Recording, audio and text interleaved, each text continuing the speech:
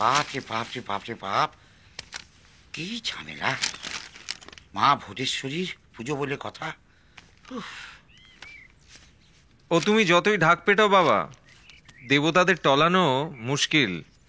ওরা অন্যদিকে ঝুঁকছেন। এ কথার মানে কি? মানে সুদর্শন হালদারও পুজো করছে। পুজো করছে সুদর্শন? রাজকেল কোথাকার? বাবার জন্মে তো কখনো শুনিনি যে দেবতা দেবতা মানি বলে। ভোটের দায় বড় দায় বাবা, কি করবে বলো? পুজো করছে মানে কোন দেবতার পুজো করছে? বাবা এমএলএশ্বরের। বাবা এমএলএশ্বর? এটা আবার কোন দেবতা রে?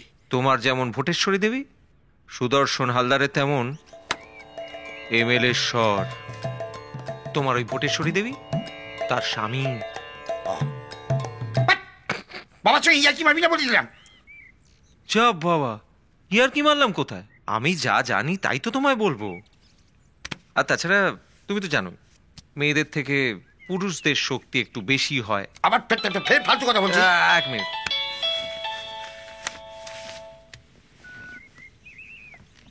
হ্যাঁ হ্যালো। হ্যাঁ হ্যাঁ হ্যাঁ আসি।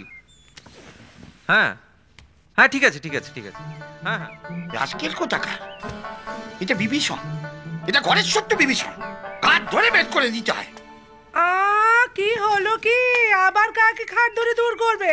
ওটা তো তোমার ওই বড় ছেলেকে। কেন? রাজকেল কোথাকার? বাপের ভোট নিয়ে তার কোনো চিন্তা নেই, ওই বিরোধী পক্ষের সুদর্শন হালদার ওই তার হয়ে কাজ করছে। শালা! এই না, শালা কি? ও তো তোমার ছেলে। আরে বাঁশের আদর্শ নিয়ে আমি যে এত বড় একটা যুদ্ধে নেমেছি সেটা কিছু নয়।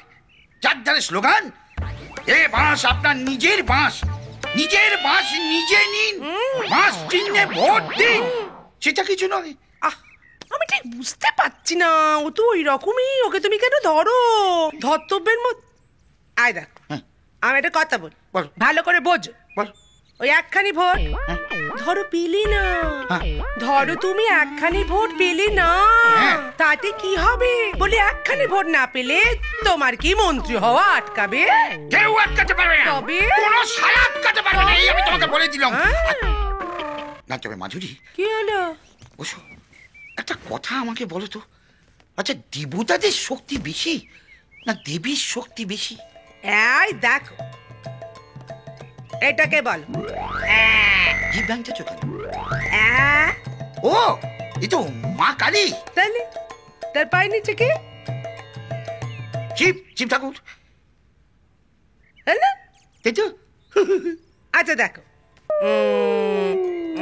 এটাকে বক্সিং করছে কেউ? ডাক্তার, 10টা হাত, হাতে ত্রিশূল আর পায়ের নিচে খড়গ থেকে। ও ও মা দুর্গা, পায়ের নিচে অসুর। তাহলে হ্যালো, মরবে, হারবে। সুদর্শন হালদার আবার কি? ওর ওই এমএলএশ্বর দেবতা আমার ওই ভোটেশ্বরীর কাছে পাত্তাই পাবে না। তখন দেখে নেবো আমি তোমার ছেলেকে। দেখো আমি বলি কি, যদু দত্ত মন্ত্রী হলে ক্ষতিটা কি? সকলের ক্ষতি, তোমার, আমার, দেশের। কত বাজে লোক তো মন্ত্রী হচ্ছে, তাতে এমন কি যায় আসে?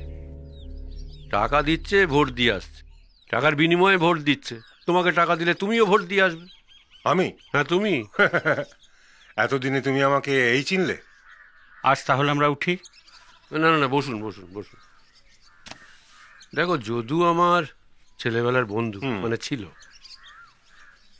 এখন ও যদি জানতে পারে আমি তোমাদের সাহায্য করছি, তাহলে ও কি ভাববে বলো তো? দেখো, যদু দত্তকে আমরা হারাবই, তাই তোমার কাছে সাহায্যের আশায় এসেছিলাম। তুমি যে এরম করবে ভাবতে পারিনি। ঠিক আছে, তাহলে ওঠাই যাক। আরে না না, বসো বসো বসো। হ্যাঁ বলো। দেখো, আরো তো কত লোক আছে, তাদের কাছে না গিয়ে তোমরা আমার সাহায্য চাইছো কেন? ধর্মদা, তোমাকে আমি ঠিক চিনি। আরে আমাকে কে না চেনে? আমি হচ্ছি কসাই ধর্মদাস বৈরাগী। কসাই ধর্মদাসকে সবাই চেনে, কিন্তু যে ধর্মদাস মানুষের বিপদে এগিয়ে আসে, বিনা সুদে টাকা দিয়ে তাদের সাহায্য করে, তাকে আমি ছাড়া আর কেউ চেনে না। থাক থাক থাক, তোমরা খুব ভালো করেই জানো মানুষের প্রয়োজনে আমি টাকা দিই, তবে আমি সুদ ছাড়া কাউকে টাকা দিই না। সুদ? বলো, টাকায় কত সুদ দিতে হবে? কি বলছো সত্যতা? আমরা সুদ কি করে দেব? তোমার কি মাথা খারাপ হয়েছে? সুদর্শন, যদু দত্তকে আমরা যে করেই হোক হারাবো। ওরকম একটা বাজে অপদার্থ দুর্নীতিগ্রস্ত লোক, তার জন্য যা করতে হয় করব। আমার বাড়িটা তোমার কাছে বন্ধক রাখবো না, কোনোভাবেই সম্ভব না। সত্যদা, আমার জন্য তুমি পথে বসবে? না না, এ আমি কখনোই বরদাস্ত করতে পারবো না। সত্যিই তো, আপনি ব্যবসায়ী মানুষ, আপনার দেশের জন্য কি। চলো সত্যদা। আরে বসুন বসুন বসুন, এত অল্পেতেই রেগে যান কেন আপনারা? কি মনে করেন আপনারা দেশের চিন্তা শুধু আপনারাই করেন? মানে যারা রাজনীতি করেন। আমি কি সুদ চাই সেটা তো বলিনি। বলুন। যদু দত্তকে তোমাদের হারাতেই হবে। হ্যাঁ, তবে আমার একটা শর্ত আছে। যদি দেখি যদু দত্ত হেরে গেছে, তাহলে বুঝবো আমার টাকা কড়ায় গন্ডায় সুদে আসলে শোধ হয়ে গেছে। ও হ্যাঁ, তোমাদের কি একটা অফিস ঘরের সমস্যা হচ্ছে বলছিলে না? হ্যাঁ, আমার একটা ঘর আছে, তোমাদের আমি ছেড়ে দেবো। তবে দেখো, এই ব্যাপারটা কেউ যেন জানতে না পারে। আমি কথা দিচ্ছি যদু দত্তকে আমরা হারাবোই। তুমি একটু সাহায্য করলেই আমরা পারবো। হ্যাঁ, আমার একমাত্র মেয়ে ময়না। ময়না, ও তো আমারও মেয়ে। ওকে আগলে রাখার দায়িত্ব আমার। আমি তো দেখেছি তুমি আর বৌদি কিরকম ওকে আগলে আগলে রাখো। আমি কথা দিচ্ছি বাইরের কোনো কাজ ওকে করতে দেবো না। এ কি তোমরা বসে আছো কেন? হুম, বসে আছো কেন? তোমাদের কাজ তো হয়ে গেছে। যাও, ওঠো, বিদে হও, বিদে হও, তোমরা যাও যাও। আরে ভাই, আমার অনেক কাজ আছে, আমাকে অনেক সকালে উঠতে হয়, পুজো আহ্নিক করতে হয়। তোমাদের তো দেশের কথা ভাবলে তো আমার চলবে না। আরে ওঠো ওঠো, এই দেখো এখনো বসে আছে। যাও, বিদে হও, বিদে হও, যাও। চলো চলো চলো, সত্যার করতে লেগে যাও। সত্যদা যাও। চলো। আমরা যাই, হয়ে গেল কাজ।